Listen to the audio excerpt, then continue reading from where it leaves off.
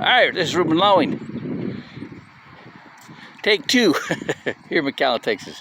Alright, Sunday morning. I did my run. I walked, ran, walked. Now I'm walking. Warm down, cool down. Right.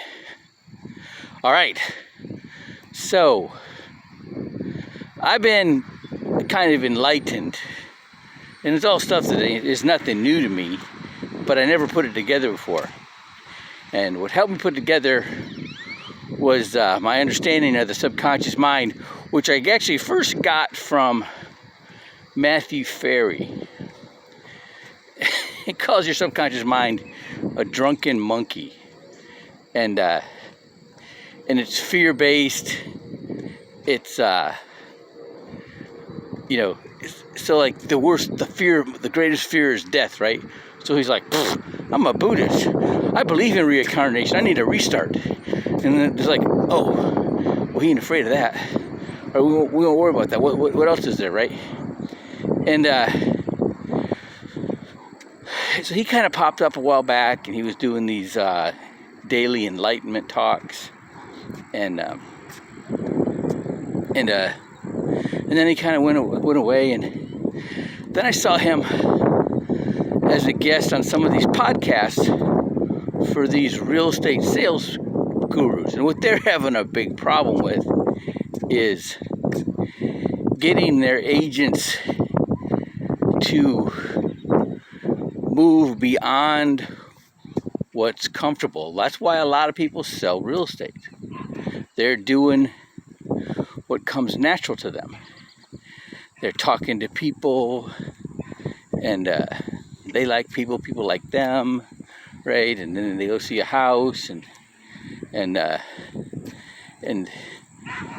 some of that love that they bring with them naturally bleeds over on the house, and that's how they make their sales. Isn't that something? That's why it's hard. That's one of the reasons it's hard to get somebody from the real estate world into our business, okay? Because they don't have that, the ability to transfer that love to your financial strategy is a little harder than to that house, right? You're not spending time in that plan, in that policy, in that fund, right? Your love doesn't carry over, okay? And so that's a challenge, right? The mortgage people, I still don't. Except, when you're the mortgage guy and you get that loan done, you're the hero, right? You're not the hero. You're not the hero in our business until somebody dies, right? You're not the hero in our business until somebody has to, use that long-term care rider, right? And isn't that interesting, right?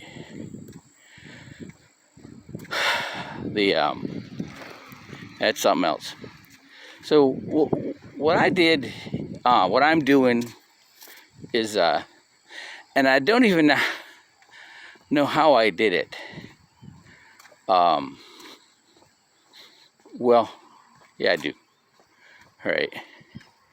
I was able to free up money enough because I was in control of it. I didn't have a spouse that I was their only source of revenue, and so that's what they took full advantage of that. Okay, and I'm controlling my money, so that's how I had enough money to fund my policy, right? And then now I'm doing things that I should have done a long time ago. Don't know why I didn't, but I'm trimming. I'm gonna have I have a loan, a down payment. The down payment for my vehicle that I'm driving will be paid off this month. So that's like $170 some a month free. And I got like $70 a month. So I cleaned out my storage yesterday. Right. And I had this hospital bed that the control was missing. And that's my first, my second ex-wife let me take that instead of my bed. I don't know why that happened. But she let me take that one instead of mine, and I didn't care. And but I had that, and my storage took up a lot of space. So I posted it like early in the morning, like 5:30 in the morning. Oh no! It was the day before. I took a picture of it, I posted it on the Facebook Marketplace for $1, and somebody hit me like 5:30 in the morning, like, okay, when can I come get it? I'm like, let's do that right now. And so yesterday early in the morning, they took that bed. They asked how much. I go, I posted for $1. Just, it was worth it for you to come get it, right? But I got them a blue book, all right, and they got a niece that's looking for opportunity, right? So they're going to be on the 7-step on Tuesday, all right. So that's exciting. That's very exciting. So I'm very excited about that, right? So I got my, I'm up to like 76 in the counter. Or no, 78, 77 in the counter. And so between today and tomorrow, I got to try to get the other 14 so I can hit 90 in the counter. All right. And so that didn't do nothing. I don't make any money getting 90 in the counter. Right. But it's that many people. Now their focus is turned. So let me tell you.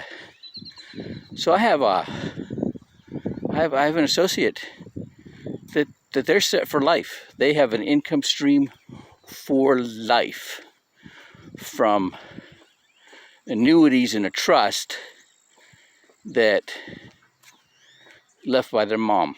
Okay. And now I got to talk to him about that because he's not 65 yet. He's got quite a ways to go here. So he may be paying a 10% penalty on top of the taxes on that money he's drawn out. So if he could start making an income stream where he's not having to tap that, then he'll be even more set, right? Next thing is, he's like, he's got no kids, he's got no wife, so life insurance is like not that important to him. So I sent him a video by Ed Slott who explains, all right, so the benefit of life insurance. But something on top of that that's really come to me strong is Maslow's Hierarchy of Needs. Okay, so when you look at it, you got somebody who's, they're not sure where they're going to live or how long they can live where they're at, right? That the very bottom line, or where they're going to get food to eat, right? There's, until that's taken care of, that's tough. That's real tough. Somebody has to really understand, all right, that,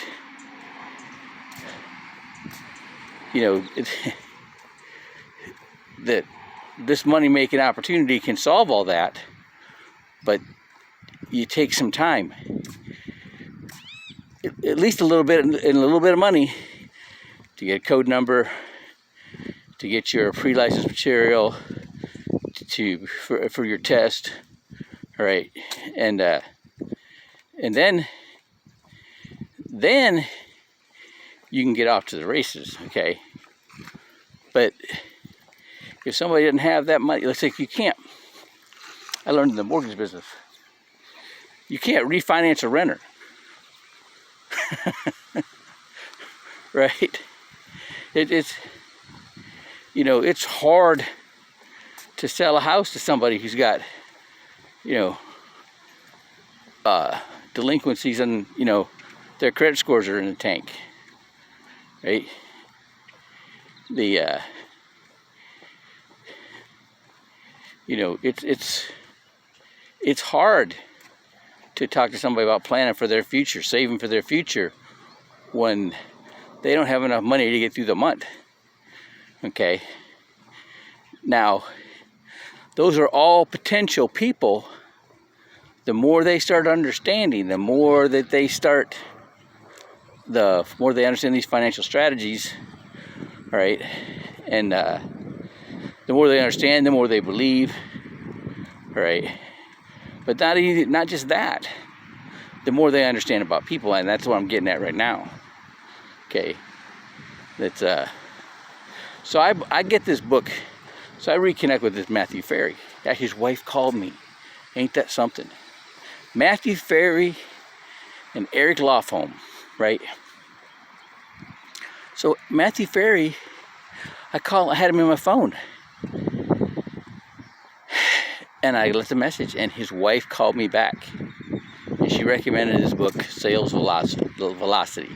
So I've already read like chapter 5, right? But it's the same thing Schwan Wynn talks about. You know, it's not so much about making that sale, because people will run away. They think you're trying to do it for yourself, all right?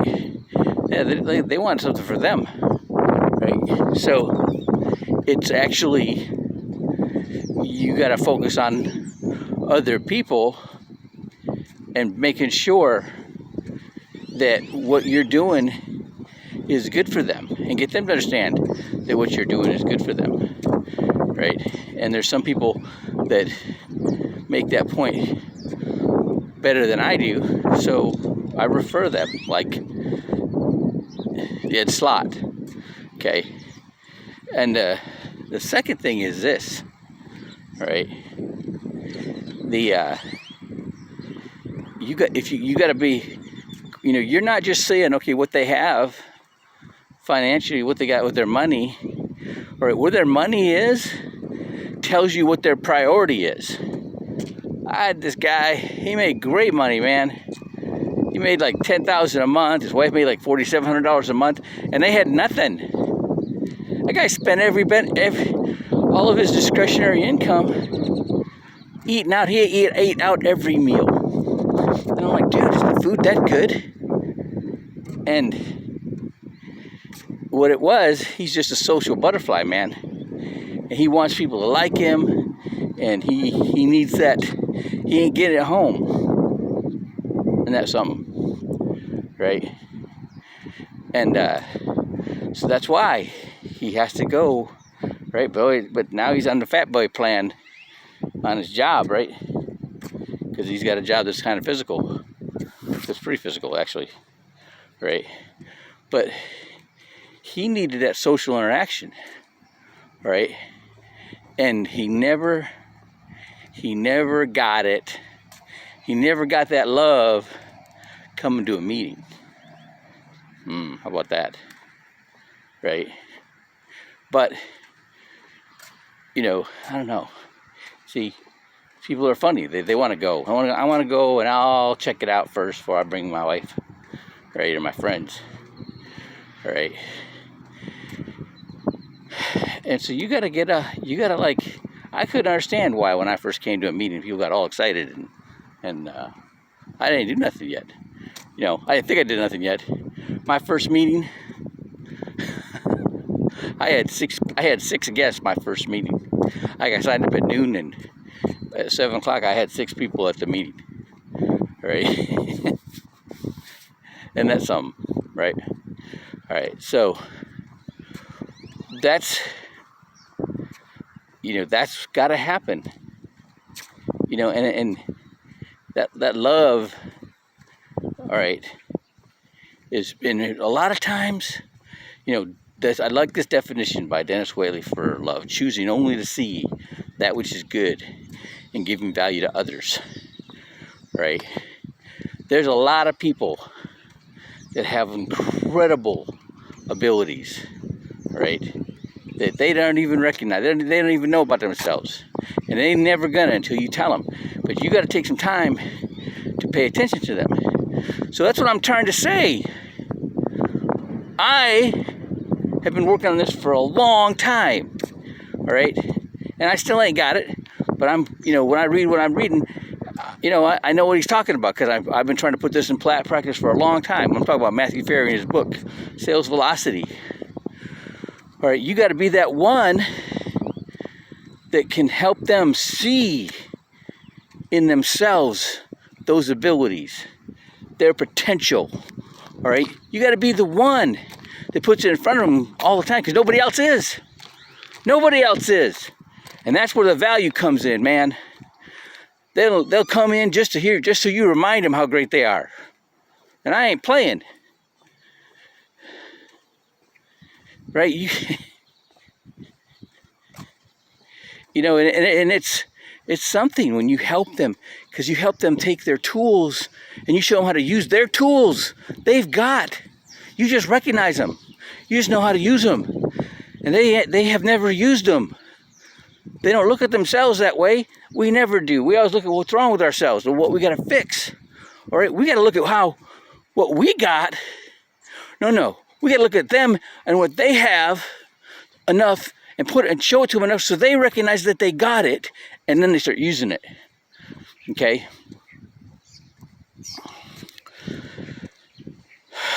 There are some people I see, their language is hard to understand. They got these heavy accents, these heavy foreign accents, but in some uncertain terms, they're excited.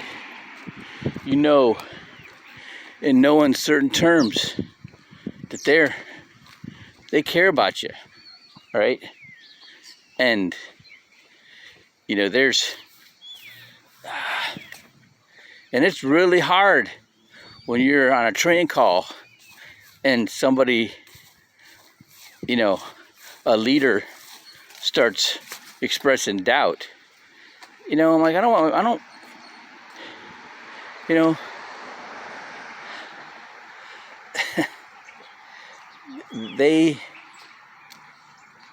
what I want to hear is how they had that doubt, and they got past that doubt. Right? That's what I want to hear, because everybody's got the doubt. Right? And that ain't nothing. Right? But I don't want to hear how it's slowing them down, because that's like an excuse for me or my people to let their excuse slowing them down.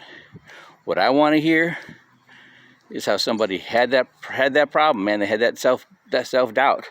In the back of their head, they got their sister or their mom or their ex-wife telling them that they're worthless. And they can't do anything, and they're not smart, right? Right? Well, I'm like, you know what? They don't see what I see, right? They don't see what I see, and I'm thinking of somebody right now whose family just, cut them right out, right? But they're gonna make it. They're gonna make it big, right? Because they got something, and I see it, all right? And you know who I'm talking to. You got some amazing abilities. You're clear with your speech, right? You're very conversational, easy to approach, right? And you're sharp, and you got that heart to help people, right? And that's what this takes. That's all it takes. All right. Have a great day.